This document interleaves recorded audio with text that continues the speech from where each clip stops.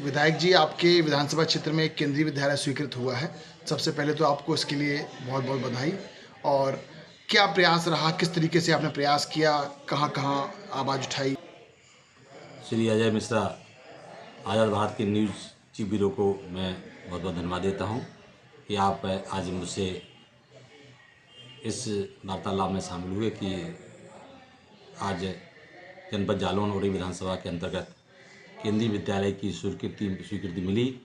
इसलिए मैं इस स्वीकृति मिलने पर देश के यशस्वी प्रधानमंत्री आदरणीय नरेंद्र मोदी जी को और देश के शिक्षा मंत्री आदरणीय धर्मेंद्र प्रधान जी को, उत्तर प्रदेश के यशस्वी मुख्यमंत्री को बहुत बहुत बधाई और धन्यवाद देता हूं कि उन्होंने बुंदेलखंड जैसे पिछड़े क्षेत्र का ये जनपद जालौन, उसमें केंद्रीय विद्यालय की स्वीकृति दी है। इसलिए उनको मैं अपना धन्यवाद देता हूं। और आज इस केंद्रीय विद्यालय की स्वीकृति मेरी विधानसभा उरई कोटरा मार्ग ग्राम बड़ेरा में जो सरकार के द्वारा कॉलोनी डेवलप के लिए ज़मीन एक्वायर की गई थी, उसी ज़मीन के ज़मीन पर ये केंद्रीय विद्यालय। जिलाधिकारी से भी चर्चा हुई और मैं 2017 के बाद जब मैं विधायक बना तो मैंने उत्तर प्रदेश के यशस्वी मुख्यमंत्री के माध्यम से, अपने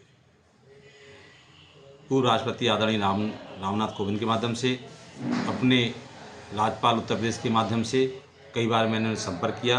मैंने उत्तर प्रदेश की विधानसभा सदन में भी बोला और उसके बाद भी कई बार केंद्रीय विद्यालय की चर्चा भारत सरकार के केंद्रीय मंत्री, शिक्षा मंत्री के यहाँ हुई, लेकिन धीरे धीरे उसकी कार्रवाई होती गई। कई बार जिलाधिकारी के पास पत्राचार आया, कई आपत्तियाँ आईं।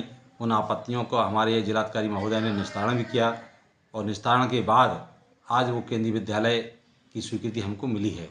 और इसके लिए विशेष रूप से मैं अपनी जनपद जालौन की जनता को भी बहुत बधाई देता हूँ। उरई विधानसभा के निवासियों को बहुत बधाई देता हूँ कि उनके अथक प्रयास से, क्योंकि जब 2022 के चुनाव आया तो हमारे जनपद के सभी पत्रकार साथियों ने भी पूछा कि आपने 2017 में जो केंद्रीय विद्यालय खुलवाने का वादा किया था वो अभी तक नहीं खुला। तो मैंने कहा कि मैं प्रयासरत हूँ और निश्चित रूप से, चूँकि मैं आज सांसद नहीं हूँ, लेकिन फिर भी मैं विधानसभा विधायक होने के नाते ये मैंने जो 2017 में कहा था उसको कराने का निश्चित प्रयास करूँगा। और लगातार प्रयास के बाद तमाम नेताओं के माध्यम से, तमाम भारतीय जनता पार्टी संगठन आदरणीय सुनील बंसल जी के माध्यम से, आदरणीय BL संतोष जी के माध्यम से कई बार मैंने पत्राचार किया, तो उन पत्राचारों का जवाब हमेशा मेरे पास आता रहा।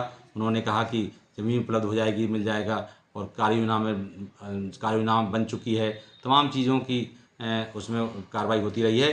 धीरे धीरे वो कार्रवाई आगे बढ़ती रही है और हमेशा जब मैं पत्र भेजता था तो उस पत्र का संज्ञान हमारे जिलाधिकारी को भेजा जाता था और जिलाधिकारी महोदय से जगह की मांग की जाती थी, कुछ आपत्तियां थीं, उनका निस्तारण किया जाता था। तो लगातार जब आपत्तियों का निस्तारण होता रहा और हमारे जिलाधिकारी आदरणीय राजेश पांडे जी ने जब पूरा निस्तारण कर दिया आपत्तियों का, तो वहाँ से पूरी सूची जो आई है 57 केंद्रीय विद्यालय खुलने की, उसमें 20वें स्थान पर हमारा जनपद जालौन ग्राम बड़ेरा में केंद्रीय विद्यालय खोलने की स्वीकृति मिल चुकी है। मैं पुनः अपने प्रशासनिक अधिकारियों को, अपने क्षेत्रवासियों को, अपने उरई विधानसभा के वासियों को, और निश्चित रूप से मैं ये भी कहना चाहूँगा कि इस केंद्रीय विद्यालय से खुलने से मेरे क्षेत्र के जो बीहड़ एरिया है वहाँ के प्राइमरी जूनियर के बच्चे वहाँ रहते हैं, अच्छे से अच्छे बच्चे गांव में शिक्षा पाते हैं, लेकिन उनको अच्छा स्थान न मिलने के कारण, अच्छे विद्यालय न मिलने के कारण वो शिक्षा में पिछड़ जाते हैं। इस केंद्रीय विद्यालय में जो अनुशासन होता है, जो है शिक्षा मिलती है, वास्तविकता ये शिक्षा पूरे देश में एक साथ लागू होती है। और जो किताबें जालौन में केंद्रीय विद्यालय में पढ़ाई जाएंगी वही केरल में पढ़ाई जाएंगी, कोई महाराष्ट्र में पढ़ाई जाएंगी,